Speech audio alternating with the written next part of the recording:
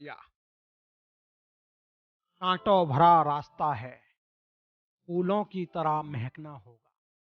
कांटों भरा रास्ता है, फूलों की तरह महकना होगा। यूं कठिन किताबों को तुमको फिर से अब पढ़ना होगा। जिद तुम्हारी है जीतने की, कोई और नहीं संभालेगा तुमको, खुद को ही तुम्हें संभलना होगा। बिना देरी किए अपनी बाहियात शायरी सुनाने के बाद मैं फिजिक्स की शुरुआत करता हूं। Hello everyone, welcome to fun in Pathshala. मेरे प्यारे दोस्तों, कैसे हो आप? रसगुल्ला, बर्फी, जलेबी सब ठीक हो? हैं? हैं? बंटी, बबली, पुष्पा सब मस्त हो? चालू करें स्क्रू गेज। तो देखो, कुछ लोगों को डाउट्स हैं भाई साहब, भयंकर डाउट्स, कि भैया आप जितना पढ़ा रहे हो आईआईटी जेई नीट के लिए क्लास 11th के लिए, क्या उतना सफिशियंट है? मैं आपको प्रॉमिस करता हूं और एक चैलेंज भी देता हूं, अगर यहां जो टीचर्स पढ़ा रहे हैं फिजिक्स, मैथ, केमिस्ट्री, बायोलॉजी, कुछ भी, अगर वो कोटा के मटेरियल से, कोटा का मटेरियल बेस्ट माना जाता है ना, या किसी भी ऑनलाइन इंस्टीट्यूट से कम निकल जाए तो कहना, सब फिक्स है, एकदम बराबर है, इससे ज्यादा कुछ नहीं हो सकता। ठीक है, आपको टाइम पे डीपीपी भी मिलेगी, आपको क्वेश्चन सॉल्व करने के जो तरीके हैं वो भी बेस्ट मिलेंगे। धीरे धीरे जब आप प्रैक्टिस कर लोगे तो उसकी शॉर्ट ट्रिक्स भी बताई जाएंगी, सॉल्यूशंस भी बताए जाएंगे। तो आपको बिल्कुल भी टेंशन नहीं लेना, निरंतर मेरे साथ जुड़े रहना है। बोलो यस और नो, बोलो यस और नो। हाँ, यस। ठीक है, तो बिल्कुल भी टेंशन नहीं लेनी। चलो स्क्रू गेज की शुरुआत करते हैं। देखो, कल हमने बर्नियर कैलिपर पढ़ा था। बर्नियर कैलिपर का दूसरा भाई होता है स्क्रू गेज। ये भी मेजरमेंट के काम आता है। जैसे कि मान लो मेरे हाथ में किसी खूबसूरत कन्या का बाल आ गया और मेरे को वो मेजर करना है, तो मैं क्या करूंगा, स्क्रू गेज में फंसा दूंगा और उसका डायमीटर मेजर कर लूंगा। इतना छोटा मेजरमेंट भी कर देता है क्या सर स्क्रू गेज? हाँ, अगर स्क्रू गेज की कैपेसिटी उतनी है तो कर देगा, बहुत स्मॉल मेजरमेंट की। ठीक है, तो अब देखो, चलो शुरुआत करते हैं बढ़िया तरीके से। पहले आपको यहाँ पे देखना होगा, ब्लू पेन ले लेता हूं। इसे देखो, ये होती है स्क्रू गेज की शक्ल। वैसे तो ऐसा लग रहा है, स्क्रू गेज जो है ऐसा होता है, ये इसका फ्रेम होता है। ठीक है, स्क्रू गेज का ये जो होता है मेन स्केल, ये हेड स्केल होता है। कौन सा? हेड स्केल, या फिर स्क्रू गेज भी, स्क्रू भी बोलते हैं इसको। ठीक है, ये होता है हेड स्केल। ठीक है, और ये जो होता है इसको बोलते हैं मेन स्केल। ओके, कोई डाउट? वैसे तो सारा यहाँ पे लिखा होगा। देखो, जैसे कि यहाँ पे ये पिच स्केल लिखा है, तो पिच स्केल को मेन स्केल भी बोलते हैं। मैं यहाँ पे लिख देता हूँ, पिच स्केल को मेन स्केल भी बोलते हैं। ठीक है, यहाँ पे स्टड बोलते हैं, इस वाले हिस्से को स्टड बोलते हैं, अभी बताऊंगा। इसका दूसरा नाम क्वेश्चंस में एनविल भी लिखा मिल जाएगा। और इसको बोलते हैं स्क्रू। इसको क्या बोलते हैं? स्क्रू। अच्छा, ये स्क्रू में ये देख रहे हो ना प्यारी सी चीज, ये जो प्यारी सी चीज है ना, ये जो प्यारी प्यारी चीज है, इसका नाम होता है थ्रेड। इसका क्या नाम होता है दोस्त? थ्रेड। ठीक है, घबराना मत, स्क्रू गेज दिखा रहा हूं मैं, स्क्रू गेज में क्या क्या लगा होता है। इससे बोलते हैं रैचेट, रैचेट। कई लोग रैचेट पढ़ते हैं इसको। ठीक है, इसे सर्कुलर स्केल भी बोलते हैं और इसे हेड स्केल भी बोलते हैं, तो कंफ्यूजन बिल्कुल भी नहीं होनी चाहिए। और इसे पिच स्केल, मेन स्केल बता दिया, ये थ्रेड हो गया, ये स्टड को एनविल भी बोलते हैं, इसे स्क्रू। ठीक है, और स्पिंडल भी बोलते हैं। ये जो थ्रेड्स है ना, इस वाले पूरे पोर्शन को जो है स्पिंडल भी बोलते हैं। क्या बोलते हैं? स्पिंडल। ठीक है, घबराने की जरूरत नहीं है ना। तो आपको समझ में आ गया स्क्रू गेज में मोटी मोटी चीजें क्या है ये। मतलब मोटा मोटी ये जो मेन चीज है वो यहाँ पे मेंशन हो रखी है। तो स्क्रू गेज जो काम आता है वो बहुत ही स्मॉल मेजरमेंट के लिए काम आता है। स्क्रू गेज में देखो होता क्या है, ये जो पीछे वाला हिस्सा है ना सर्कुलर स्केल, या फिर इसको ये थिम्बल वाला हिस्सा, इसको है ना पकड़ के घुमा देते हैं, रोटेट करते हैं ऐसे। रोटेट करने से क्या होगा, जो ये स्क्रू है या फिर ये कह लो ये जो थ्रेड है वो घूम जाएगा। जैसे कि मानो यहाँ पे ये गैप है, यहाँ पे ये गैप है, कैसे आया होगा ये गैप? पहले ये पूरा स्क्रू गेज क्लोज होगा, फिर इसको क्या है, हमने इसको ऐसे करके घुमाया होगा। कैसे? एंटी क्लॉकवाइज घुमाया होगा। तो घुमाने की वजह से एक थ्रेड जो है पीछे की तरफ खिसकेगा। देखो, अगर मैं पूरा एक ये जो सर्कुलर स्केल है उसे मैं पूरा एक बार चक्कर घुमा दूंगा, एक चक्कर उसका घुमा दूंगा, तो एक थ्रेड पीछे आ जाएगा। क्या क्या हो जाएगा? एक थ्रेड पीछे हो जाएगा। ठीक है, तो समझो यहां पे प्यारी बात समझो। जब मैंने इसको ऐसे पकड़ के घुमाया, पीछे, तो एक थ्रेड यहां से पीछे खिसक गया, है ना, थिम्बल को पकड़ के मैंने घुमा दिया, ठीक है, समझ में आया। तो यहां पे अगर मान लो मैंने 2 चक्कर इसके घुमा दिए, एक दूसरा, फिर तीसरा भी घुमा दिया, तीसरा, तो इसके 3 थ्रेड पीछे की तरफ चले जाएंगे, यानी कि जितनी डिस्टेंस या जितनी दूरी इन 3 थ्रेड की है उतनी दूरी यहां पे आ जाएगी। समझ में आई मेरी बात? चलो आगे और अच्छे से समझ में आएगी। यहां पे देखो, ये है अपना स्क्रू गेज। देखो एक शब्द होता है पिच, ये बार बार सुनने के लिए मिलेगा, इसका मतलब समझते हैं। यहां पे हम पिच का मतलब समझते हैं, बड़े बड़े प्यार से रंगीन तरीके से समझेंगे। ये अच्छा चल रहा है, आप दिख रहा है, देख लूं एक बार, हाँ साफ दिख रहा है, ठीक है, ये कलर अच्छा है ठीक है। अब जैसे कि मानो मैंने एक खूबसूरत कन्या का बाल ले लिया, अब तुम बार बार कहोगे सर बाल क्यों ले रहे हो, और भी तो कुछ ले सकते हो। ले सकता हूं, लेकिन तुम्हें अच्छे एग्जाम्पल से समझ में आएंगी चीजें, तुम्हारे ही जैसे एग्जाम्पल से, ठीक है। चलो मान लो मैंने यहाँ पे बाल फंसा दिया, है ना, अभी पहले से ही काफी खुला हुआ है, तो मैं क्या करूंगा, चलो बाल छोड़ो यार, ज्यादा पतला हो जाएगा। मैं क्या कर रहा हूं, इस अपने मैक्सअप के मार्कर से मार्कर को यहां फंसा रहा हूं, और मैं ऐसे करके घुमा रहा हूं, ऐसे करके। तो ये मार्कर इन दोनों के बीच में अगर फंस गया, इन दोनों के बीच में अगर फंस गया, तो कुछ रीडिंग्स अपनी पिच स्केल पे या फिर मेन स्केल पे आ जाएंगी, ठीक है। किस पे आ जाएंगी? पिच स्केल या फिर मेन स्केल पे, ये रीडिंग्स हैं, ठीक है। और सर्कुलर स्केल का काम भी होता है, ये सर्कुलर स्केल का 0 पॉइंट है, ठीक है, क्योंकि सर्कुलर स्केल को जब मैं घुमा रहा हूं ना, तभी तो ये पीछे की तरफ खिसकेगा, तो कुछ रीडिंग्स उस पर भी आएंगी। जैसे बर्नियर कैलिपर होता था, उसमें एक मेन स्केल होता था और एक बर्नियर स्केल होता था, सेम ऐसे ही इसमें एक पिच स्केल या फिर मेन स्केल है और दूसरा सर्कुलर स्केल है, ठीक है। अब होता क्या है, जैसे कि मानो मैंने इसको घुमाया, एक चक्कर घुमाया, तो ये एक थ्रेड पीछे की तरफ खिसक गया, ठीक है। इसी चीज को हम बोलते हैं पिच। तो पिच की डेफिनेशन देखो, distance between 2 consecutive thread, 2 consecutive threads के बीच में जो डिस्टेंस होती है उसको क्या बोलेंगे हम? पिच।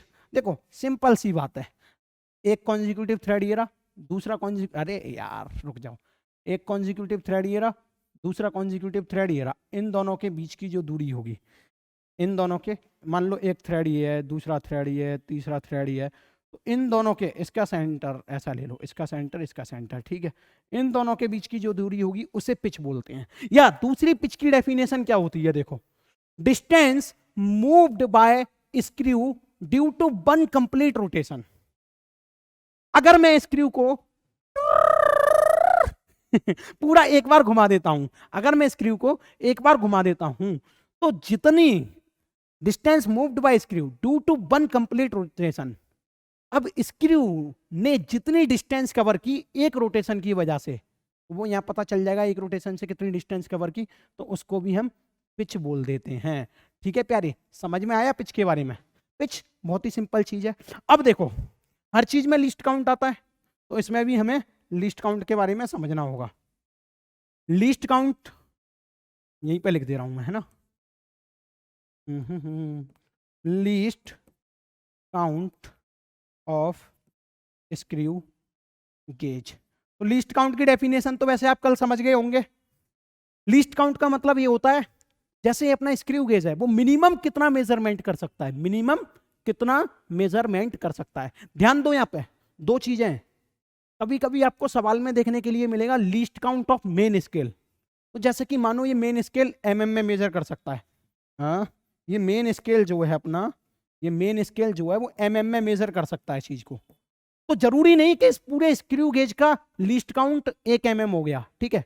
मानो एक मेन स्केल 0.1 mm मेजर कर रहा है, ये मेन स्केल कम से कम 0.1 mm मेजर कर रहा है, तो ये मेन स्केल का लीस्ट काउंट हो गया, लेकिन स्क्रू गेज का लीस्ट काउंट ये नहीं हुआ।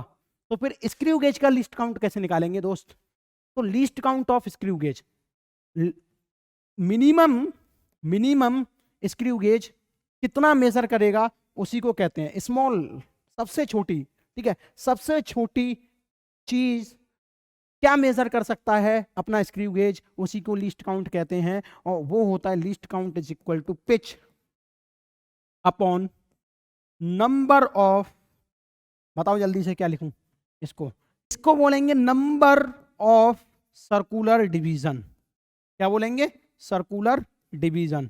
अब भैया ये सर्कुलर डिवीजन क्या है, क्या बवाल है ये सर्कुलर डिवीजन? तो देखो ये ना अपना सर्कुलर स्केल पे देखो, ये कुछ डिवीजन्स हैं ऐसे ऐसे ऐसे ऐसे ऐसे ऐसे बहुत सारे डिवीजन्स हैं, तो उसी चीज को बोल दिया है नंबर ऑफ सर्कुलर डिवीजन। और पिच की डेफिनेशन आप समझ गए हो कि भैया एक सर्कुलर का मतलब इसको अगर हम एक रोटेशन घुमाएंगे तो यहां से यहां तक की जो दूरी हो जाएगी वो एक पिच हो जाएगी, या फिर दो कॉन्जिक्यूटिव थ्रेड के बीच की जो डिस्टेंस होती है उसे हम पिच बोलते हैं। प्यारे समझ में आ रहा है ना? है ना? कोई दिक्कत तो नहीं है ना? अरे बता ना। मुझे लगता है मस्त तरीके से आपको यहाँ समझ में आ गया होगा। इस फॉर्मूले को आप मस्त तरीके से याद कर सकते हो, least count equal to pitch upon number of circular division. अभी मैं आपको बहुत सारे क्वेश्चंस कराऊंगा ना, तो ये अपने आप दिमाग में सेट बैठ जाएगा। चलो सेट बैठाते हैं इसको दिमाग में, आ जाओ, come on, try this question, yes you can do it. ये मेरे में मोटिवेशनल स्पीकर की आत्मा कैसे घुस गई? सांस लूं पहले, इस आत्मा को बाहर निकालूं, नहीं तो पढ़ा नहीं पाऊंगा। हाँ ठीक है, मुझे लगता है आपने ट्राई करके देखा होगा, पर फिर भी मेरी जिम्मेदारी बनती है लीस्ट काउंट निकालना। तो हमारा पहला कर्तव्य बनता है क्वेश्चन में से इंफॉर्मेशन को एक्सट्रैक्ट कर लेना, बाहर खींच लेना। तो क्वेश्चन क्या कह रहा है? 4 full turns of the circular scale, 4 full turns of a circular scale of a gauge cover a distance of 2 mm। O my God, अगर मैं 4 फुल टर्न्स लगाऊंगा, टर्न्स लाऊंगा तो 2 mm की डिस्टेंस कवर करेंगे, ठीक है। तो यहां से हमें पिच निकालने के लिए मिल गई। मैंने क्या बताया था? पिच का मतलब होता है नंबर ऑफ टर्न्स, ठीक है, इज कॉल्ड पिच। यहां पर देखो एक नंबर ऑफ टर्न्स हो जाएगा, distance moved by a screw due to 1 complete rotation. अगर मान लो एक कंप्लीट टर्न हो गया, एक कंप्लीट टर्न हो गया तो कंप्लीट रोटेशन हो गया, तो वो क्या हो जाएगी? पिच हो जाएगी, ठीक है, स्क्रू की। तो यहां पे देखो 4 फुल टर्न्स, अगर किसी स्क्रू को 4 बार पूरा कंप्लीट रोटेशन दिया जा रहा है तो वो 2 mm है। वो डिस्टेंस कितनी मूव करता है? 2 mm। तो 1 रोटेशन में, 1 रोटेशन में कितना हो जाएगा? 2 mm बाई 4। और इसको जब आप सॉल्व करोगे तो आएगा आपका 0.5 mm। तो यही तो है एक्चुअल में पिच, यही तो होती है। हमें देखो कितना घुमा के क्वेश्चन पूछा है, कितना घुमा के क्वेश्चन पूछा है, 0.5 mm। ओके, यहाँ पे ये पिच निकालना सीख गए प्यारे। अब देखो बहुत ही सिंपल सिंपल टास्क, आ जाओ यहाँ देखो। अब कह रहा है कि the total number of division on circular scale is 50, और दे रखा है आपको नंबर ऑफ डिवीजन, कितना दे रखा है? 50। कह रहा है लिस्ट काउंट बताओ। तो लिस्ट काउंट क्या होता है? Pitch upon number of division. कितने हैं? 50। पिच कितनी है? 0.5 अपॉन 50। प्यारे जब आप इसको सॉल्व करोगे ना तो ये पॉइंट यहाँ हट जाएगा, ये आएगा 1/100। इसको जब सॉल्व करोगे तो 0.01 पिच mm में थी ना, तो ये भी mm में आएगा। आंसर देखो क्या है, P वाला 0.01 mm। कितना simple, it's very simple, very simple. चले नोट कर लो, ठीक है, नोट करना बहुत जरूरी है। वैसे पीपीटी तो मैं दे ही दूंगा ठीक है, इतने आलसी मत बनो कि तुम लिखोगे नहीं, और जब लिखोगे नहीं तो समझ में नहीं आएगा, क्योंकि ये फिजिक्स है प्यारे, है ना। और जब समझ में नहीं आएगा ना तो सभी रसगुल्ला बर्फी चाशनी में डूब जाएंगे और आगे फिर कुछ नहीं होगा। हाँ, अब देखो अगला क्वेश्चन क्या कह रहा है? The least count of the main scale of a screw gauge is 1 mm। साफ साफ बोला है कि least count of the main scale. ओए होए, जेई मेंस 2019 में आया हुआ क्वेश्चन है, जेई मेंस में आया हुआ क्वेश्चन है, सीधा सीधा तो साला पूछेगा नहीं क्योंकि जेई है, ठीक है। तो वहां पे साफ साफ लिखा है कि least count of the main scale, किसका? स्क्रू गेज का नहीं, मेन स्केल का। ओ माय गॉड, यहाँ पे ये मत करना, ठीक है। पहले क्वेश्चन पढ़ो। The least count of the main scale of screw gauge is 1 mm। The minimum number of division on its circular scale required to measure 5 micrometer diameter of wire is। oh my god, देखो पूछना क्या चाह रहा है? Minimum number of division पूछना क्या चाह रहा है? पहले तो ये देखो, minimum number of division on circular scale, ये पूछना चाह रहा है, ठीक है। कितने मिनिमम डिवीजन होने चाहिए सर्कुलर स्केल पर जिससे हम कम से कम 5 माइक्रोमीटर का डायमीटर मेजर कर लें? The minimum number of division on its circular scale required to measure 5 micrometer diameter. Oh my god, यानी कि यहां से हमें एक चीज पता चली, ये जो दे रखा है 1 mm वो लीस्ट काउंट है, लेकिन किसका? मेन स्केल का, स्क्रू गेज का नहीं है।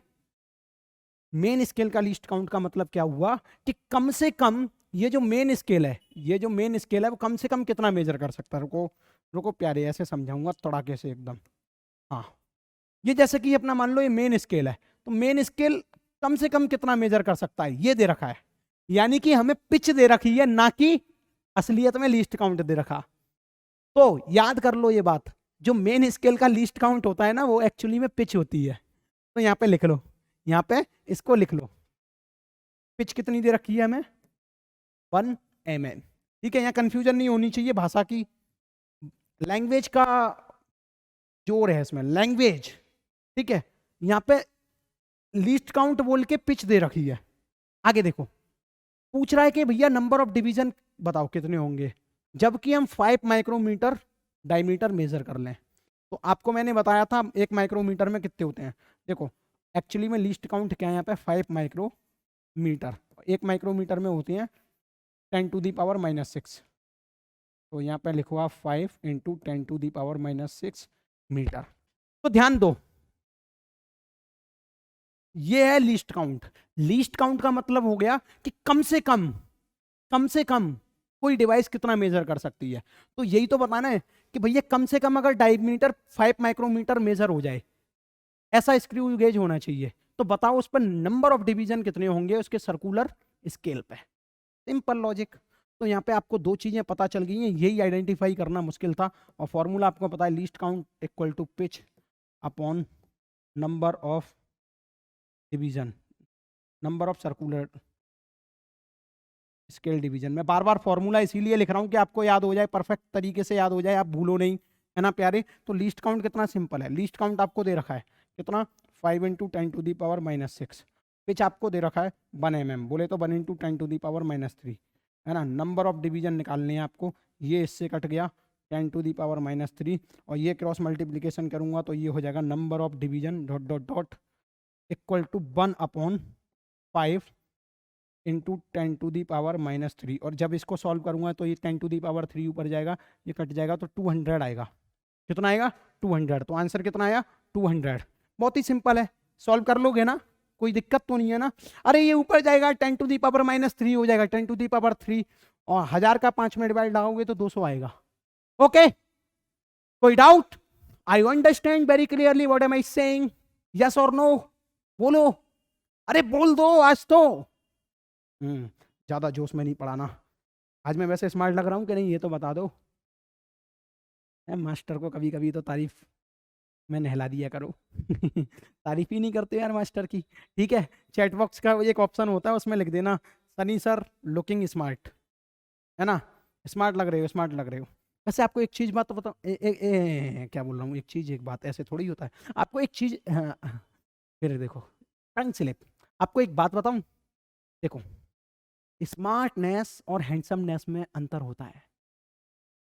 अंग्रेजी में बताऊंगा जिससे आपको लगे कि मेरी अंग्रेजी भी ठीक है थोड़ी बहुत। Handsomeness is a thing which can represented the person's face only, but smartness is a thing which can represented the person's attitude, behavior, nature and etiquette also।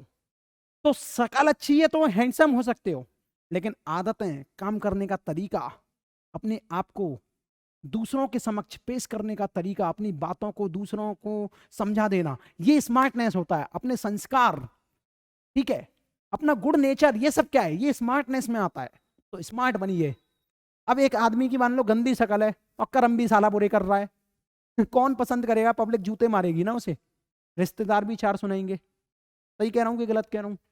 है सही कह रहा हूं कि गलत कह रहा हूं? तो भाई सीधी सी बात है, स्मार्ट बनना सीखो। शकल तो भगवान ने दे दी, उसमें हम कुछ इंप्रूव नहीं कर सकते बिना फेयर एंड लवली लगाए। मजाक कर रहा हूं मैं, वो तो भैंस को भी गोरा कर देते हैं फेयर लवली वाले। ठीक है, देखो मेरा एडवर्टाइजमेंट वाली लड़कियों से यहाँ बिल्कुल संबंध नहीं है, ठीक है ना। चलो आगे चलो, जो फेयर लवली का ऐड करते हैं उनसे बिल्कुल संबंध नहीं है इस बात का। Reading of screw gauge, screw gauge की रीडिंग कैसे लेंगे? तो देखो रीडिंग का जो मतलब होता है ना, मैं यहाँ पे लिखता हूं। पहले तो रीडिंग का मतलब होता है लीस्ट, पहले तो आपको लीस्ट काउंट निकालना आना चाहिए स्क्रू गेज में, ठीक है, रीडिंग लेने के लिए। तो रीडिंग का मतलब होता है मेन स्केल रीडिंग, क्या, main scale reading plus plus circular scale reading. मैं यहाँ पे साफ साफ मेंशन कर दे रहा हूं एमएसआर का मतलब क्या है। एमएसआर बोले तो मेन स्केल रीडिंग, मेरे साथ बोलो वरना भूल जाओगे, ठीक है। सीएसआर बोले तो चेन्नई सुपर किंग की रेडियो वेव, नहीं नहीं नहीं सर्कुलर स्केल रीडिंग। समझ में आ रहा है प्यारे? अब देखो रीडिंग में क्या आएगा, main scale reading plus CSR यानी कि सर्कुलर स्केल रीडिंग। देखो जैसे कि मैं आपको बताता हूं,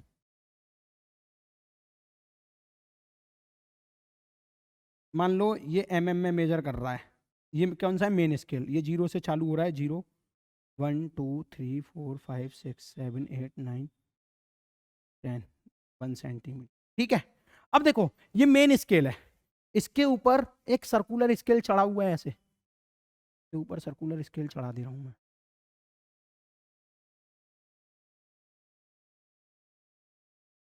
है ना, कुछ इस तरीके से। तो सर्कुलर स्केल पे भी नंबर ऑफ डिवीजन होंगे बहुत सारे, कुछ ऐसे ऐसे ऐसे ऐसे ऐसे ऐसे ऐसे ऐसे ऐसे ऐसे, ठीक है। तो देखो अब अगर हमें मेन स्केल रीडिंग देखनी है, मान लो मेन स्केल रीडिंग देखनी है, तो ये अपना क्या है, मेन स्केल है, उसके ऊपर ये हो जाएगा आपका सर्कुलर स्केल। तो सर्कुलर स्केल का जो 0 है ना, सर्कुलर स्केल का जो 0 है उससे पहले देख लो स्केल की कितनी रीडिंग है। मान लो यहाँ पे 7 है तो 7 मिलीमीटर हो गया, इसका मतलब 7 मिलीमीटर, और यहाँ पे मान लो 8 मिलीमीटर कहीं होगा, तो 7 मिलीमीटर और 8 मिलीमीटर के बीच में है, 7 मिलीमीटर और 8 मिलीमीटर के बीच में है आपका सर्कुलर स्केल का ये वाला पोर्शन। यानी कि यहाँ पे ध्यान भी दे सकते हो एक बार आप, यहाँ पे देखो ये सर्कुलर स्केल की लाइन है ना, ये मेन स्केल की लाइन है। तो यहां से यहां तक तो साफ साफ दिख रही है ना मेन स्केल में रीडिंग, तो ये वाली जो रीडिंग होगी वो होगी मेन स्केल रीडिंग। ओके प्यारे,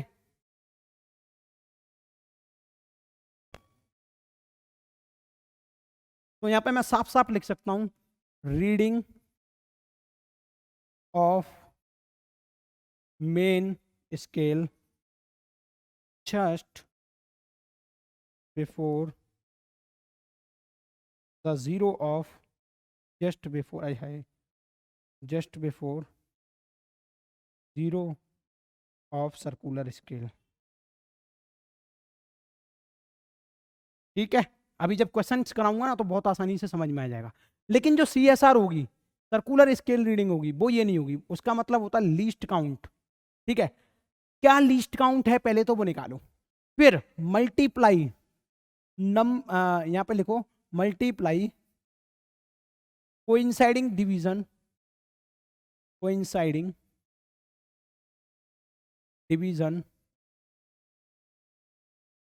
of circular scale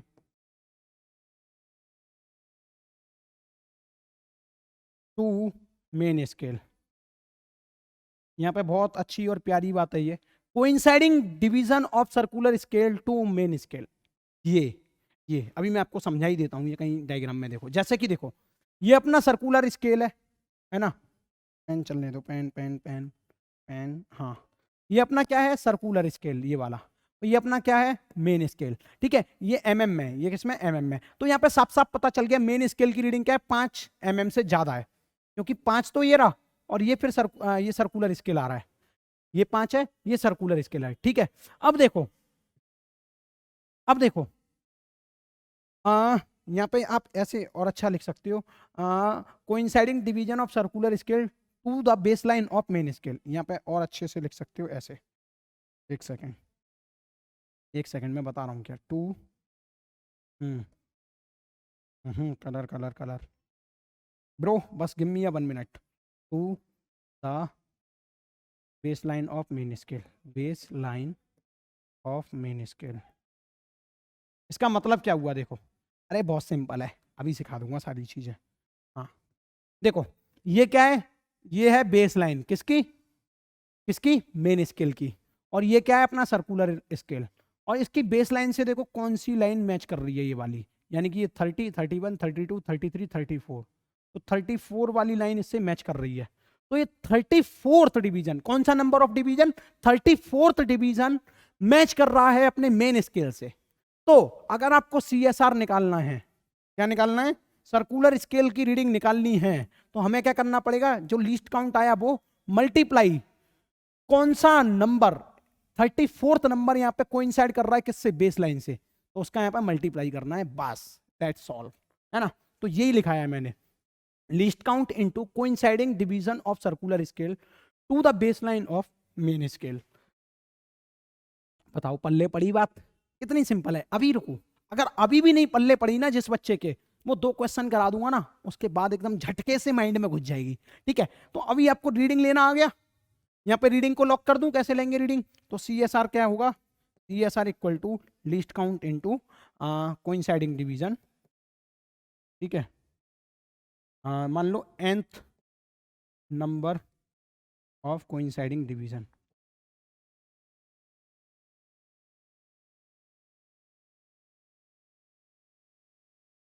to the base line of main scale.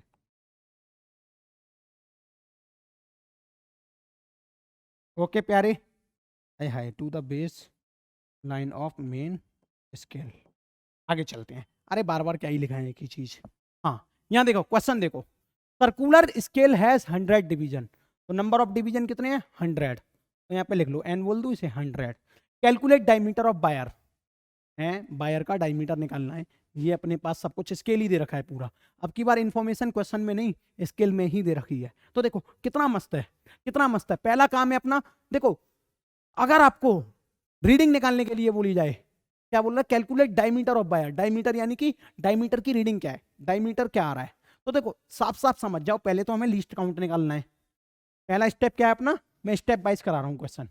पहला स्टेप है अपना लीस्ट काउंट निकालना। लीस्ट काउंट क्या होता है, पिच, ठीक है, अपॉन सर्कुलर डिवीजन, ठीक है, सर्कुलर डिवीजन शॉर्ट में लिख दे रहा हूँ, है ना। अब देखो सर्कुलर स्केल पर कितने डिवीजन है वो लिखा है यहाँ पे, घबरा मत जाना, ठीक है। पिच कितनी है, देखो मेन स्केल दे रखा है साफ साफ के 1 mm तक मेजर कर सकता है, यहाँ पे साफ साफ दे रखा है। अरे यार, हाँ यहाँ पे पेन चेंज करो यार, यहाँ पे साफ साफ लिखा है कि जो मेन स्केल है ना वो 1 mm तक मेजर कर सकता है। तो 0, 1, 2, 3, 4, 5, तो 5 mm तक, है ना, 6 mm, 7 mm ऐसे करके सिर्फ mm में मेजर कर रहा। तो मेन स्केल की जो मिनिमम मेजरमेंट होगी, स्मॉल मेजरमेंट होगी, वो कितनी है 1 mm। तो यही तो पिच हो जाएगी। तो पिच का मतलब क्या हुआ यहाँ 1 mm, एक ऐसा कलर जो सब पे आ जाए। 1 mm लिख दी मैंने पिच। सर्कुलर डिवीजन दे रखे हैं 100, और यहाँ से लीस्ट काउंट आया, डिवाइड देंगे तो 0.01 mm, ठीक है। तो पहला स्टेप कंप्लीट।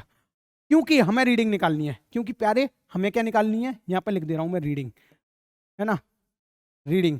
अच्छा रीडिंग कैसे निकालते हैं, main scale plus circular scale reading, यही तो है ना, अभी अभी बताया, main scale reading plus circular scale reading. तो अब हमारा दूसरा काम क्या है, CSR निकालना। तो यहाँ से देखो CSR निकाल दो, निकाल दो यहीं पे CSR यार, क्या फालतू के पंगे में। Least count, least count multiply, multiply क्या करना है, देखो बेस लाइन से कौन सा डिवीजन मैच कर रहा है, ये है 30, ठीक है, 31, 32, 33, 34, 34 वाला है यहाँ पे मेरे को जहाँ तक दिख रहा है 34 है, ठीक है। 34 ही मल्टीप्लाई कर दो, ठीक है। तो यहाँ से जो लीस्ट काउंट आया वो आया 0.01 मल्टीप्लाई 34, और आंसर आएगा ये 0.34, ठीक है, कोई दिक्कत नहीं। तो CSR भी आ गया। मेन स्केल रीडिंग कितनी है 5 mm प्लस ये देखो यहां तक तो आपको साफ दिख रहा है, लेकिन इसके बाद की जो रीडिंग होगी ना वो निकालेगा CSR, वो आएगी सर्कुलर स्केल रीडिंग की वजह से, ठीक है। ये वाली जो रीडिंग है हमें नहीं पता, हमें ये तो पता चल गया 5 पॉइंट कुछ mm होगा, 5.2 mm हो सकता है, 3 mm हो सकता है, 4 mm हो सकता है, 5 mm हो सकता है, कुछ भी हो सकता है, लेकिन 5 पॉइंट में होगा, ये तो हमें पता चल गया। तो 5 में प्लस क्या करेंगे हम, प्लस करेंगे 0.34, ठीक है प्यारे, ये mm में ही है ना, हाँ ये भी mm में, ठीक है। तो ये हो जाएगा आपका 5.34 mm रीडिंग। तो आंसर देखो, ये आंसर जो दे रखा है ना आपको सेंटीमीटर में दे रखा है, सारे आंसर्स जो हैं आपको सेंटीमीटर में दे रखे हैं। 1 मिनट, 0 1 2 3 4 5 ऑप्शन कैसे दे रखे हैं? हाँ है, तो ये रहा ऑप्शन है। तो अगर इसे mm को सेंटीमीटर में कन्वर्ट करोगे तो 53 mm आ जाएगा। 0.0534 mm ये आएगा। ठीक है, तो देखो 0.534 ये रहा, तो आंसर मैच कर गया। ठीक है, ठीक है। और देखो, और कोई आंसर मैच ही नहीं कर रहा। ठीक है, और समझ में आया? देखो, एक क्वेश्चन समझाने में मैं जोर क्यों दे रहा हूं, क्योंकि कोई भी क्वेश्चन देखे गोली की तरह मार दो आप, इसीलिए मैं इतना जोर दे रहा हूं इन क्वेश्चंस को समझाने में। ओके प्यारे, है रसगुल्ला, आगे चलें, थोड़े टफ क्वेश्चंस पे भी चल लेते हैं, सरल सरल कर करके बोर हो गए होंगे अब देखो, the thimble of a screw has 50 division. ठीक है, ये क्या है? थिम्बल, थिम्बल पे कितने डिवीजन है? यानी कि आपको पहली इंफॉर्मेशन मिली नंबर ऑफ डिवीजन की, कितने हैं? 50। And spindle advance 1 mm when the screw is turned through 2 rotation। O my God, यहां पे एक इंफॉर्मेशन दे रखी है पिच की, वो निकालने का काम है आपका। मैंने क्या बताया था? स्पिंडल, मैंने ये बताया था स्पिंडल को क्या बोलते हैं? स्क्रू भी बोलते हैं। ठीक है, तो उस पर बोला है कि भाई साहब, अगर मैं स्क्रू को, ये देखो स्पिंडल को मैं समझाता हूं एक बार। हाँ, ये होता है, ये जो पूरा ये रहा, यहां से यहां तक का जो पूरा होता है ना, वो होता है स्पिंडल। ठीक है, तो यहाँ पर साफ साफ दे रखा है कि अगर भाई साहब मैं स्क्रू को टर्न करता हूं, अगर मैं स्क्रू को टर्न करता हूं, रोटेट करता हूं, तो जब 2 रोटेशन हो जाएंगे तो 1 mm घूमेगा। अगर मेरे को ये पता चल जाए कि number of rotation, 2 number of rotations में ये कितना घूम रहा है, 1 mm, अगर मेरे को ये पता चल जाए कि एक रोटेशन में कितना घूमेगा, भाई पिच हो जाएगी, है ना, भाई पिच हो जाएगी। तो अभी मैं क्या करूंगा, 2 रोटेशंस में कितना घूम रहा है ये, हाँ हाँ हाँ हाँ 1 mm। ठीक है, तो 1 रोटेशन में जितना घूमेगा वो निकाल लो, 1/2 बोले तो 0.5 mm। तो यही तो होगी ना पिच। पिच क्या होती है एक्चुअली में? ठीक है, पिच क्या होती है? ठीक है, डेफिनेशन याद है ना, दो कॉन्जिक्यूटिव थ्रेड्स के बीच की डिस्टेंस, या फिर ये देख लो कि कितना, अगर एक सर्कुलर स्केल को एक बार घुमाएं पूरा, तो वो कितने mm मूव कर रहा है उसका एक थ्रेड। ठीक है, एक रोटेशन में कितना मूव कर रहा है, तो 0.5 mm, बार बार समझाने की जरूरत नहीं है। आगे देखो क्या कह रहा है, ये दो यहां से जो इंफॉर्मेशन मिली मैंने वो लिख दिया। अब आगे क्वेश्चन देख लो, पूरा पढ़ लेते हैं हम। When the screw is used to measure the diameter of wire, the reading on sleeve is found to be 0.5 mm and reading on thimble is found to be 27 division. What is the diameter of wire in centimeter? तो बहुत ही simple है ये। पूछो क्या है इसमें simple? ये कह रहा है कि भैया हमें वायर का डायमीटर चाहिए, और हमने जब स्क्रू गेज को देखा तो हमने ये पाया कि उसके मेन स्केल पे हमें 0.5 mm की रीडिंग मिली। तो हमें यहाँ पे साफ साफ दे रखा है, गिवन क्या है, मेन स्केल रीडिंग भी हमें यहाँ पे गिवन है, कितनी है? 5 mm, 0.5 mm, कितनी? 0.5 mm। और हमें ये भी दे रखा है and reading on thimble is found 27th division, यानी कि जो सर्कुलर स्केल का 27th डिवीजन मेन स्केल की बेस लाइन से मैच कर रहा है। समझ रहे हो प्यारे? जैसे कि मान लो ये अपना मेन स्केल है, ये उसकी बेस लाइन है, ठीक है, ये अपना सर्कुलर स्केल है, तो इसका ये जो 27th डिवीजन है ना, वो इस वाली लाइन से मैच कर रहा है बस। तो हमें क्या करना चाहिए, अब हमें लीस्ट काउंट निकाल लेना चाहिए। पहले तो पहला स्टेप क्या होता है, लीस्ट काउंट, वो क्या होता है, pitch upon number of revolution. ठीक है, पूरा नहीं लिख रहा मैं बार बार, पिच कितना है, नंबर ऑफ रिवॉल्यूशन क्यों लिखना है हमें, नंबर ऑफ डिवीजन। ठीक है, क्या, number of division, sorry number of division आएगा। पिच कितनी आई यहाँ पे, 0.5 अपॉन 50, ये mm में आएगा, वहाँ से पॉइंट हट जाएगा, ये आएगा 1/100, जिसको हम पढ़ेंगे 0.01 mm। ठीक है, तो ये आ गई हमारा लीस्ट काउंट। अब लीस्ट काउंट के बाद हमें क्या निकालना है, रीडिंग। तो रीडिंग निकालने के लिए मैं क्या करूँगा, MSR प्लस CSR, यही तो करूँगा मैं, प्लस CSR। तो देखो लीस्ट काउंट हमसे निकल गया, अब हमें CSR निकालना है। CSR कैसे निकालेंगे? लीस्ट काउंट मल्टीप्लाई कौन सा डिवीजन, 27th डिवीजन कोइंसाइड कर रहा है ना, तो ये हो जाएगा 0.01 मल्टीप्लाई 27 इक्वल टू 0.27। देखो बहुत सिंपल बात बताऊं इसमें क्या है, इन क्वेश्चंस में बहुत सिंपल बात ये है कि क्वेश्चन बड़े सरल होते हैं, तुरंत हो जाते हैं, लेकिन लैंग्वेज को अगर आप सीख गए, उसको एक्सट्रैक्ट करना सीख गए उसकी इंफॉर्मेशन को, तो ये क्वेश्चन तुरंत तुरंत खर्च हो जाएंगे। आप 4-6 क्वेश्चन प्रैक्टिस करो मेरे साथ, पूरे आ जाएंगे आपको। तो देखो मेन स्केल रीडिंग में कितना जोड़ना है हमें, दे रखा है 0.5 प्लस CSR कितना निकाल लिया 0.27, और जब इसको हम सॉल्व करेंगे तो ये आएगा 0.77, और ये आंसर आएगा हमारा मिलीमीटर में, क्योंकि सारी चीजें हमने मिलीमीटर में निकाली हैं। ठीक है प्यारे, और हमें किस में बताना है, सेंटीमीटर में। तो सेंटीमीटर में बताने के लिए 10 का और डिवाइड दे दो, क्योंकि मिलीमीटर से सेंटीमीटर में कन्वर्ट करते हैं तो 10 का डिवाइड लगाते हैं, तो आंसर आ जाएगा C। आंसर आ जाएगा C। ओके, सब कुछ बढ़िया मस्त, समझ में आ रहा है या नहीं आ रहा है? एक्सरसाइज नहीं करी तो मोटा सा फील कर रहा हूं, इसीलिए मैं सोच रहा हूं यही एक्सरसाइज कर लूं। अब हम प्यारे बात करेंगे जीरो एरर के बारे में। कल भी हमने बात की थी जब वर्नियर कैलीपर पढ़ा था कि जीरो एरर क्या होता है, लेकिन आज स्क्रू गेज की पढ़ाई हो रही है तब भी जीरो एरर की स्टडी करनी पड़ेगी, क्योंकि जो भी इंस्ट्रूमेंट खरीदते हैं उसमें जीरो एरर या तो इंस्ट्रूमेंट को बहुत लंबे समय तक यूज किया जाए तो आ जाता है, या फिर कभी कभी बनाने में ही गलती हो जाती है तब आ जाता है इसमें जीरो एरर। ठीक है, तो जीरो एरर एक्चुअल में होता क्या है? देखो मार्केट से आप स्क्रू गेज को खरीद के लाए और आपने ये पाया कि उसका जो मेन स्केल का जीरो था और जो सर्कुलर स्केल का जीरो था वो एक दूसरे से मैच नहीं कर रहे हैं, इसका मतलब ये हुआ उसमें जीरो एरर है, खोट है। अगर दोनों एक दूसरे से मैच कर रहे हैं, मेन स्केल का जीरो और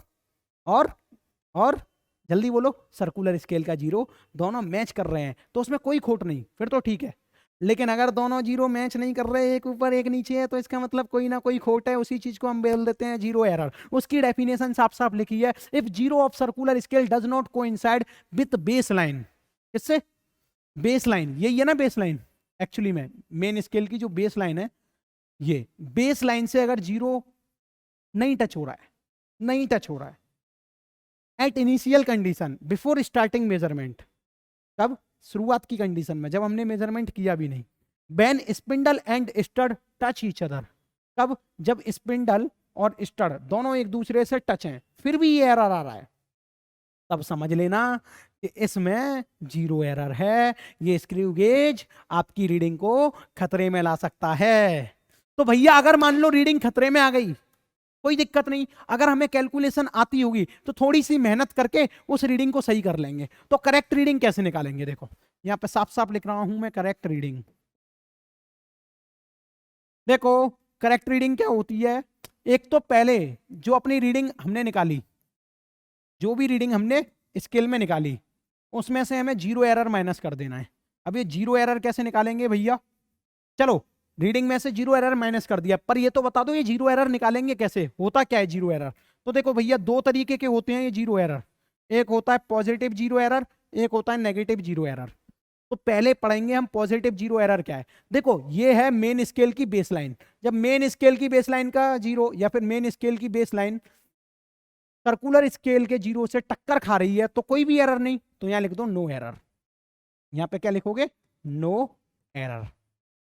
लेकिन अपना मेन स्केल की बेसलाइन जो है, मेन स्केल की बेसलाइन जो है ये, ठीक है, और सर्कुलर स्केल का जो जीरो है वो नीचे है, वो क्या है? नीचे, तब होता है पॉजिटिव जीरो एरर। ये बात बहुत अच्छे से याद कर लो, क्वेश्चन सॉल्व करने में बहुत ही मजा आएगा जब आप नीट के या जेई के क्वेश्चन सॉल्व करोगे तब। कभी कभी नीट में तो सिंपल पूछ लेता है, लेकिन जब एडवांस का पेपर देते हैं ना, आईआईटी का पेपर देते हैं, तब टफ पूछ लेता है, खटिया खड़ी कर लेता है। बोर्ड में इसके बहुत ही कम क्वेश्चन आते हैं, ठीक है, तो बोर्ड वाले चिंता ना करें, लेकिन पढ़ना फिर भी पड़ेगा क्योंकि सिलेबस में है। तो ध्यान दो यहाँ पे पॉजिटिव जीरो एरर की कहानी क्या है। जब भी मेन स्केल की बेसलाइन और सर्कुलर स्केल का जीरो मैच नहीं करेंगे और सर्कुलर स्केल का जीरो नीचे होगा, तो इसका मतलब है पॉजिटिव जीरो एरर। यहां डेफिनेशन साफ साफ लिख देता हूं पहले। When zero of circular scale is below the baseline of main scale, so positive zero error, simple, so positive zero error take place।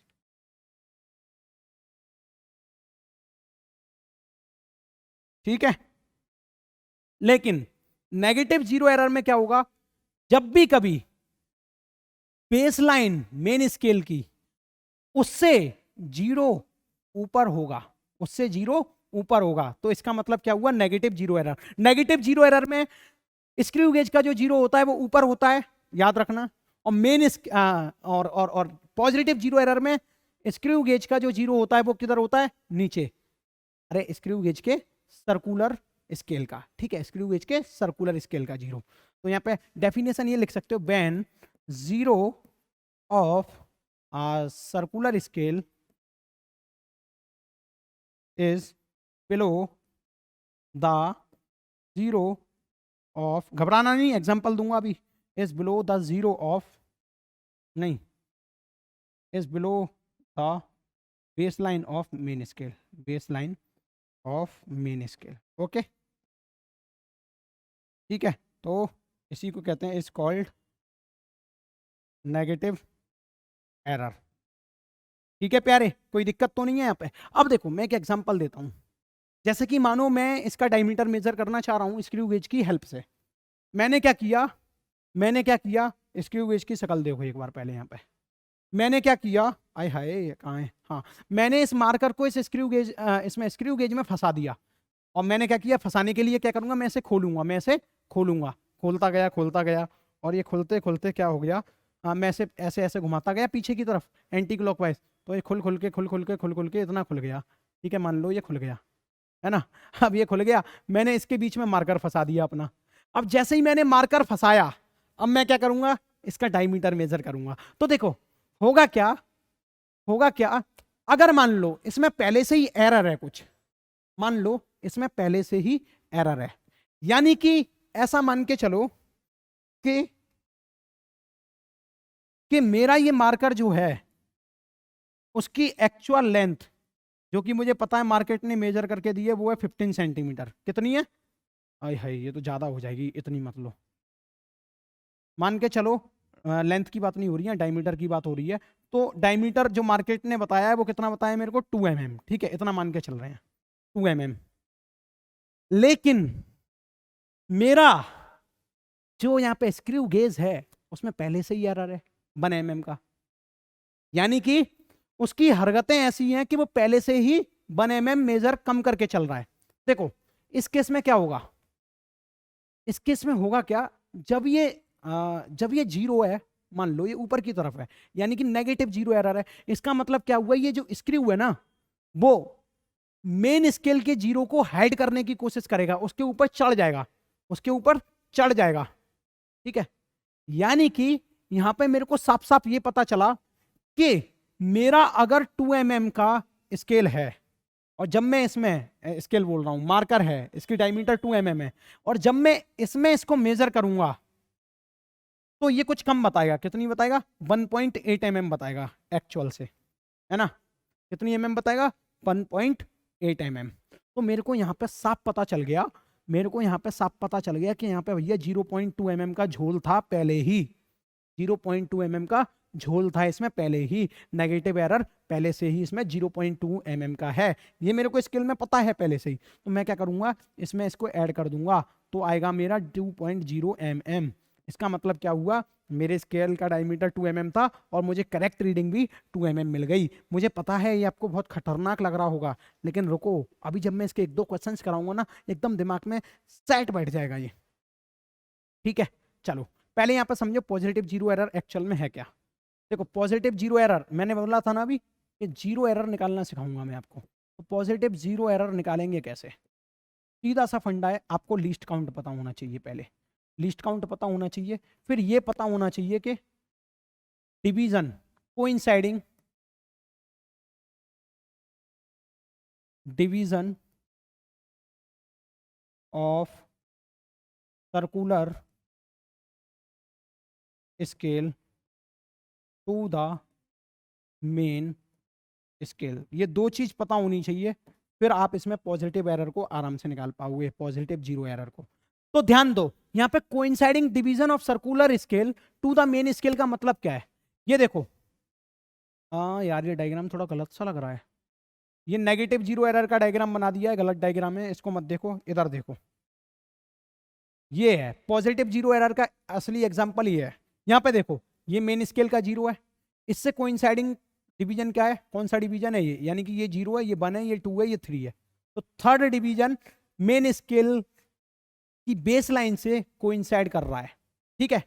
तो यहां पे ये देखना होता है कि कौन सा नंबर ऑफ डिवीजन कोइंसाइड कर रहा है, और दूसरी चीज ये देखनी होती है कि पॉजिटिव जीरो एरर है या फिर नेगेटिव जीरो एरर है। तो पॉजिटिव जीरो एरर तब होगा जब ये वाला जीरो, यानी कि जो सर्कुलर स्केल पे जीरो है वो नीचे होगा, याद कर लो। पॉजिटिव का मतलब नीचे, नेगेटिव का मतलब ऊपर, इस केस में यहाँ पे, है ना। याद करने की ट्रिक बता दूं, आप देखो, ऐसे याद रखो, पॉजिटिव बाई एक्सिस में क्या होता है, ऊपर, और नेगेटिव बाई एक्सिस में क्या होता है, नीचे। इसका उल्टा करना है ना, इसका उल्टा करना है।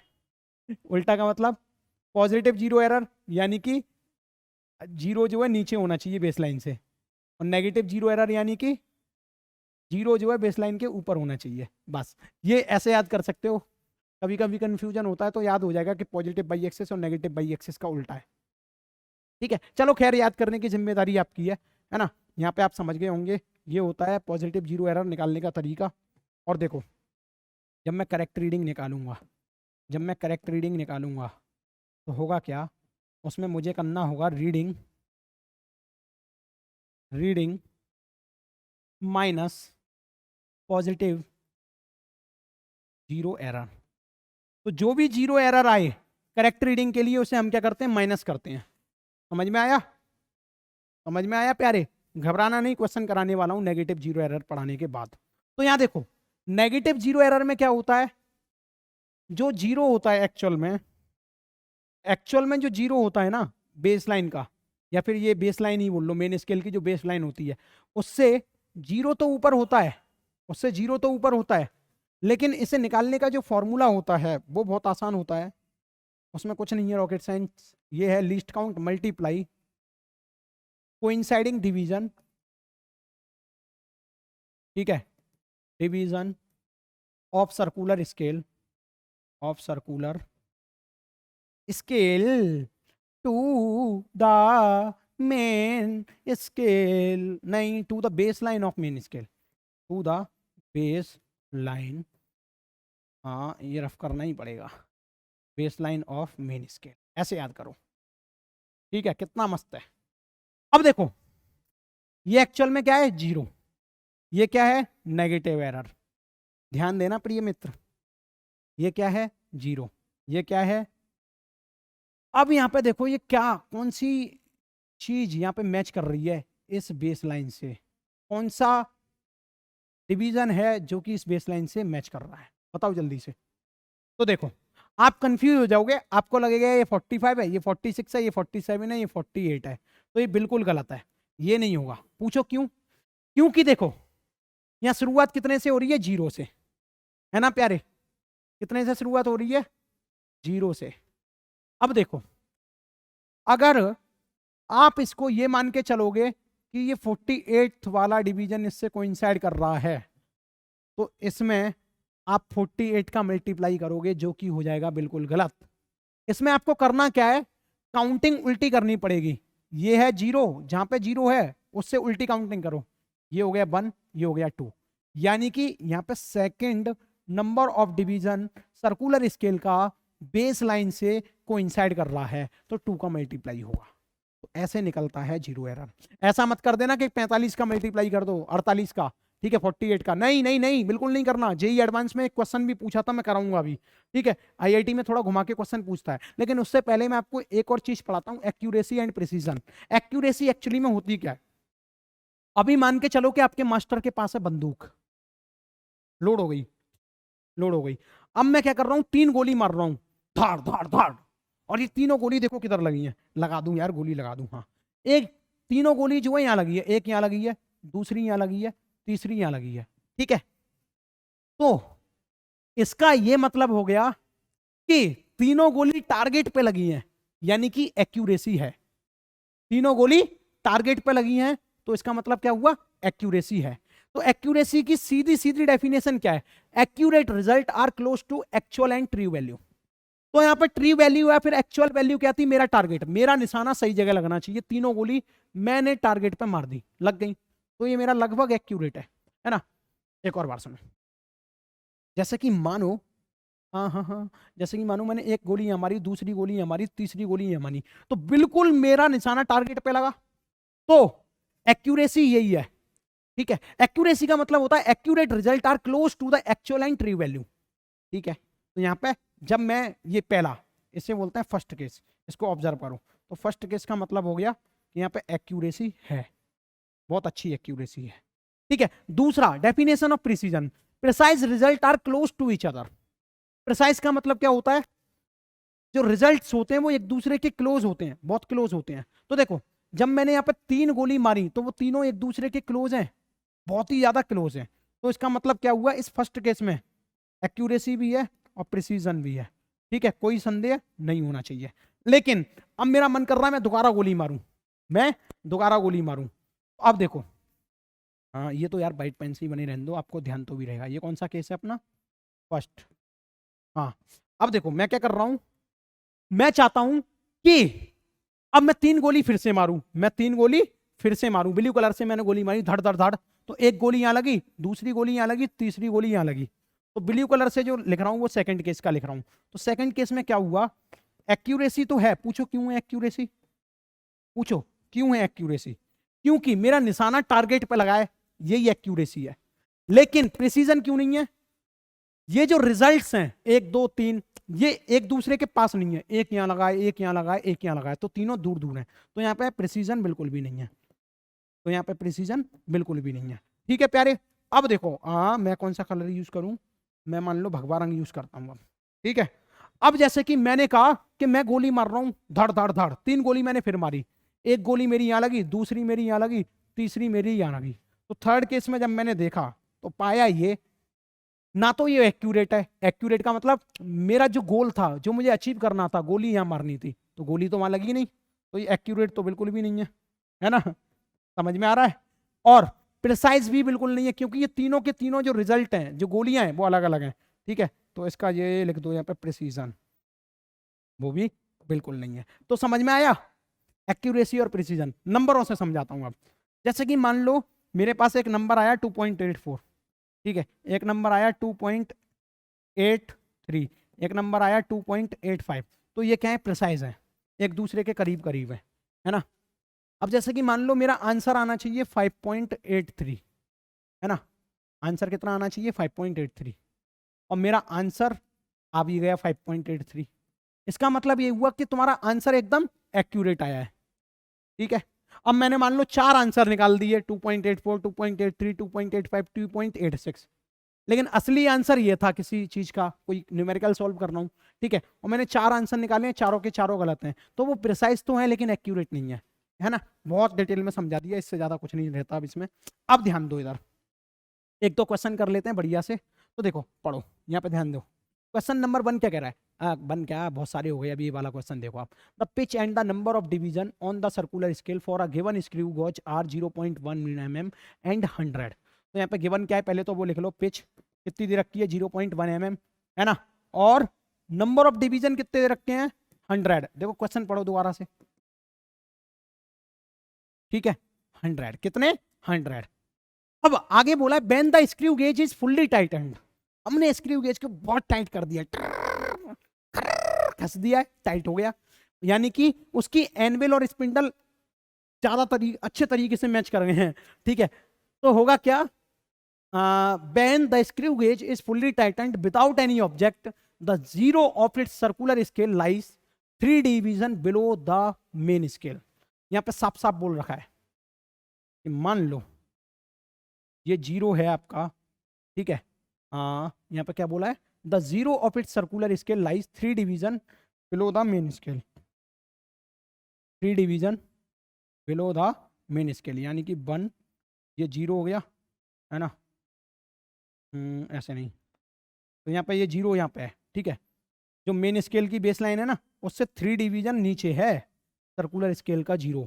तो अब इसमें आपको यहाँ पे एक इंफॉर्मेशन पता चल गई, जब भी 0 नीचे होता है बेस लाइन से तो एरर कौन सा होगा, पॉजिटिव 0 एरर, ठीक है। ये आपको यहाँ पे पता चल गया।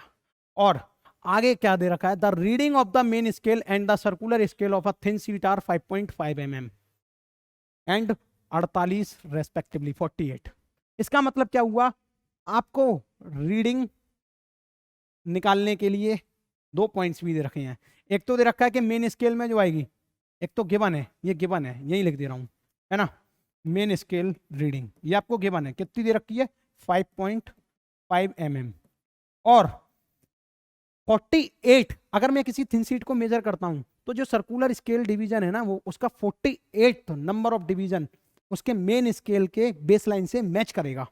वो कौन सा नंबर ऑफ डिवीजन है, 48 नंबर ऑफ डिवीजन, देखो यहाँ पे कौन सा है 48। तो मेरा पहला काम क्या रहेगा, मेरा पहला काम है रीडिंग निकालना, और रीडिंग निकालने के लिए मैं क्या करूंगा, reading equal to main scale reading plus plus circular scale reading, ठीक है। मेन स्केल रीडिंग मुझे दे रखी है, कितनी है 5 mm, ठीक है, प्लस सर्कुलर स्केल रीडिंग के लिए मैं क्या करूंगा, लीस्ट काउंट का मल्टीप्लाई करूंगा किसमें, 48 डिवीजन का। पूछो क्यों, 48 डिवीजन तो कोइंसाइड कर रहा है ना मेन स्केल से, तो least count multiply coinciding division of circular scale to the base line of main scale, तो यहाँ पे आ जाएगा 48, ठीक है।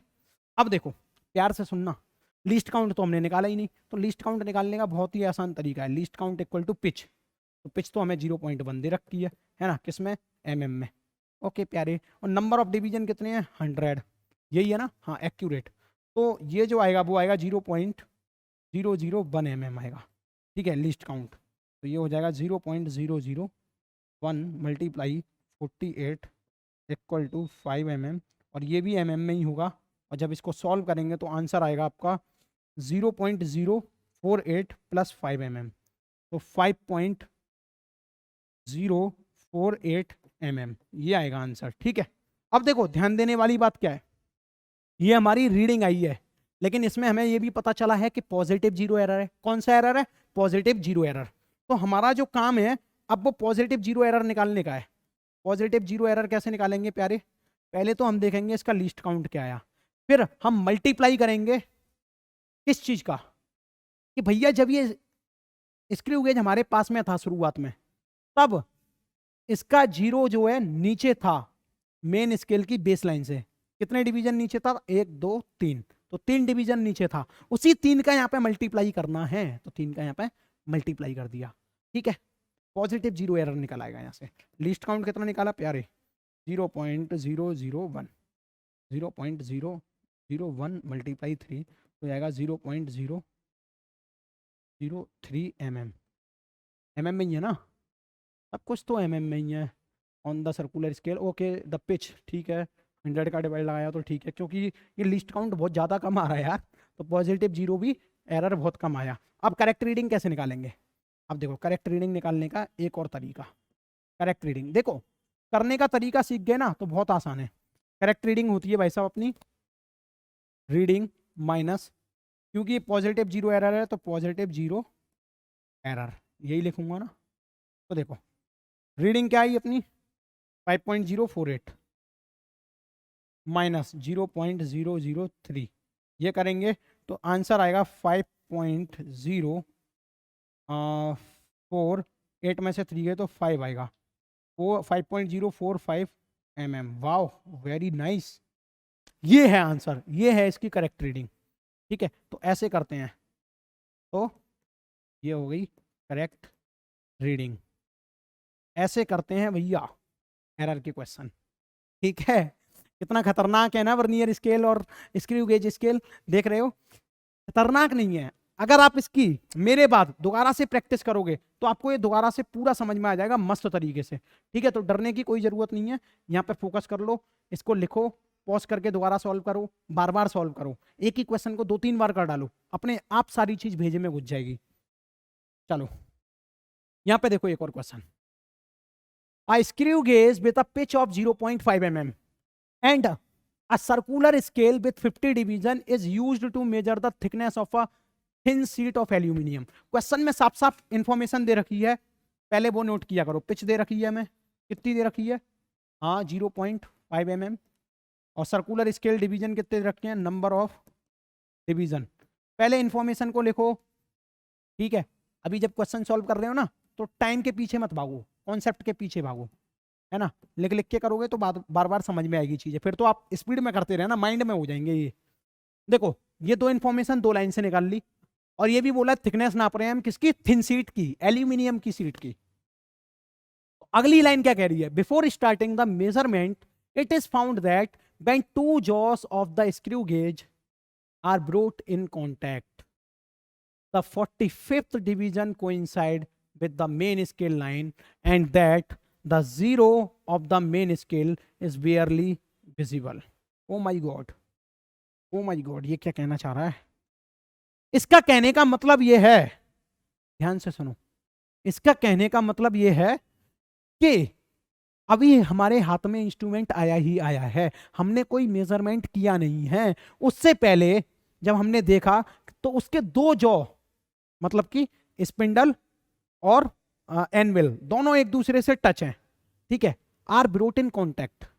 पर जो उसका स्क्रू गेज है उसका 45th डिवीजन कोइंसाइड कर रहा है किससे? मेन स्केल से। जैसे कि ये मानो मेरा स्क्रू गेज है, मैंने इसको घुमाया, खर्र से घुमाया, और ये इसका जो 45th डिवीजन है वो यहाँ पहुंच गया, और इसका जो 45th डिवीजन है वो घुमाया तो वो यहाँ पे पहुंच गया, ठीक है। 45th डिवीजन यहाँ पहुंच गया मान लिया हमने, ठीक है। तो बाद बाकी के सारे जीरो कहाँ पहुंच जाएंगे? बाद बाकी के जीरो बोल रहा हूँ। तो जब मैंने इसे ऐसे घुमाया तो 45th डिवीजन यहाँ पहुंच गया, तो जीरो कहीं ऊपर पहुंच जाएगा, जाहिर सी बात है ऊपर पहुंच जाएगा। यहाँ से 45 में आया तो ये जीरो ऊपर भी तो पहुंचेगा।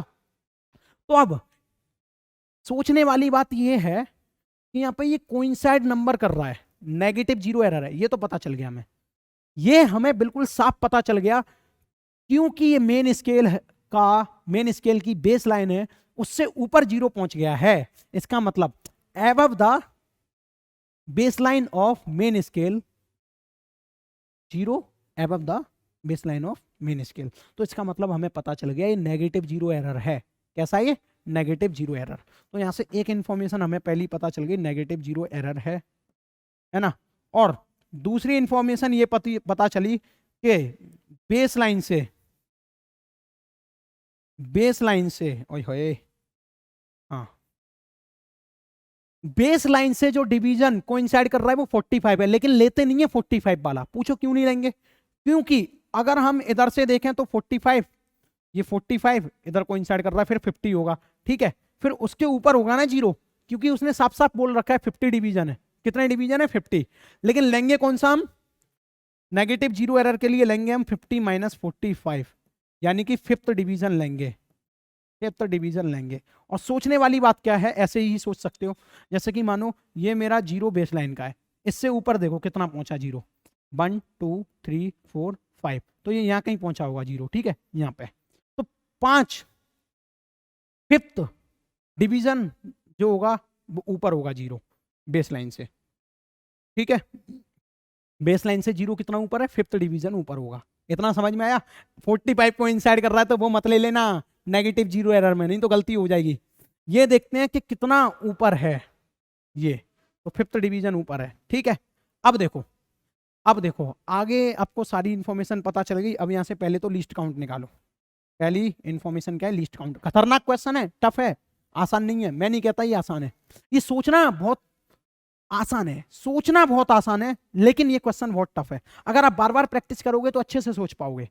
देखो ध्यान दो, अगर कोई भी नेगेटिव जीरो एरर होगा तो जाहिर सी बात है स्क्रू गेज का वो नीचे वाले जो हिस्से हैं 45, 46, 47, 48 वो इससे कोइंसाइड करेंगे ना। जब वो इससे कोइंसाइड करेंगे तो जीरो का हिस्सा वो है ऊपर पहुंच जाएगा। वो जीरो का हिस्सा जो है कितना ऊपर पहुंचा है स्क्रू गेज का, वो मेजर करना है। तो वो कैसे मेजर करोगे? Number of division minus 45th division, ठीक है। यानी कि number of division, total number of division on screw gauge minus coincide division of screw gauge to the main scale, अंग्रेजी की भाषा में, ठीक है। तो यहाँ पे देखो लीस्ट काउंट निकालना बहुत आसान है, क्योंकि पिच दे रखा है आपको, नंबर ऑफ डिवीजन आपको पता ही है, पिच है 0.5, ये है 50, ये ऊपर से नीचे, ये कटेगा 5 से 100 बार, और 100 को लिखेंगे हम 0.01 mm, ठीक है। कोई दिक्कत यहाँ तक? लीस्ट काउंट निकल गया भाई साहब का। अच्छा, लीस्ट काउंट निकल गया, अब हमें रीडिंग भी निकालनी पड़ेगी, और रीडिंग निकालेंगे तो क्या होगा, आगे साइड जगह है। रीडिंग जब निकालेंगे तो आएगी वो main scale reading plus circular scale reading. अच्छा, मेन स्केल रीडिंग दे रखी है क्या? मेन स्केल रीडिंग दे रखी है क्या? हाँ, ये रही मेन स्केल रीडिंग कितनी है? 0.5 mm, और क्वेश्चन में बोला है and the 25th division coincide with the main scale line. तो ये जो 25th डिवीजन है ना, ये सिर्फ सर्कुलर स्केल रीडिंग निकालने के लिए है, घबरा मत जाना। तो मेन स्केल रीडिंग कितनी दे रखी है? 0.5 mm प्लस CSR कैसे निकालेंगे? Least count multiply 25th division, यही तो मल्टीप्लाई करेंगे ब्रो। तो लीस्ट काउंट कितना आया? 0.5 mm प्लस लीस्ट काउंट देखो कितना है? 0.01 मल्टीप्लाई 25, है ना। तो ये जो आएगा सॉल्व करके 0.5 प्लस 0.25 mm में आएगा। इसको जब सॉल्व करोगे 75। हाँ, मेरे हिसाब से लीस्ट काउंट हमने सही निकाला है क्या? 5 से डिवाइड लाएंगे 1/100 आएगा। 1/100 को हम लिख सकते हैं 0.01 mm। सही है, सही है, सही है, कोई दिक्कत नहीं, no doubt, everything is okay. तो जो रीडिंग आई वो एक्चुअल में कितनी आई? 0.5 mm। क्या ये रीडिंग सही है? नहीं, बिल्कुल सही नहीं है। क्यों नहीं सही है? क्योंकि जो इंस्ट्रूमेंट, जो डिवाइस हमने यूज की है उसमें पहले से ही जीरो एरर है। कौन सा जीरो एरर है? Negative zero error. तो देखो हम क्या करेंगे, करेक्ट रीडिंग निकालने के लिए, करेक्ट रीडिंग निकालने के लिए हमें यहाँ पे रखना पड़ेगा reading minus negative zero error. तो ध्यान देने वाली बात क्या है पता है? जब आप नेगेटिव जीरो एरर निकालोगे तो वो कैसे निकालोगे? हाँ, मैं साइड में निकाल के दिखा दे रहा हूँ, कहीं यहाँ पे निकालेंगे नेगेटिव जीरो एरर। अभी रुको, 1 सेकेंड दो बस। नेगेटिव जीरो एरर में यहाँ निकाल के दिखाता हूँ। पहले फॉर्मूला बताओ क्या है? लीस्ट काउंट मल्टीप्लाई, होता ये था कि कोइंसाइड डिवीजन, कौन सा? Coincide division. लेकिन क्योंकि यहाँ पे 45 जो है कोइंसाइड कर रहा है, तो हमने देखा कि 50 टोटल नंबर है, तो 50 माइनस 45 लेंगे। लेकिन यहाँ पे कितना लेंगे?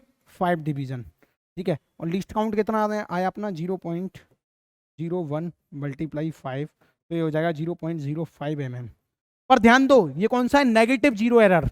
पॉजिटिव जीरो एरर का साइन पॉजिटिव होता है, और नेगेटिव जीरो एरर का साइन क्या होता है? नेगेटिव। क्या होगा? नेगेटिव। तो ध्यान देना, करेक्ट रीडिंग जब निकालेंगे तो जो रीडिंग एक्चुअल में आई है उसमें नेगेटिव जीरो एरर ऐड हो जाएगा, क्योंकि ये माइनस का साइन पहले से ही है, ये माइनस का यहाँ पे लिखूंगा मैं, ठीक है। करने का तरीका सीख गए ना प्यारे, तो कोई नहीं क्वेश्चंस को बचा सकता।